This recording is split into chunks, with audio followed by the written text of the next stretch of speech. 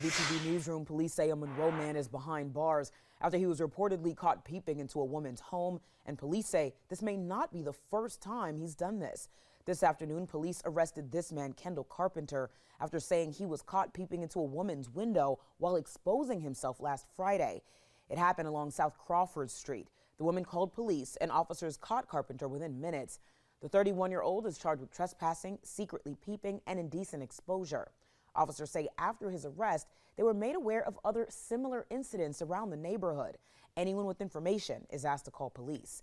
And Monroe police also want to share essential safety measures so you can protect yourself. That includes locking your doors and windows even when you're home. Install an alarm system or a security camera system. Avoid dark, overgrown corners in your landscaping. And most of all, if you see something, say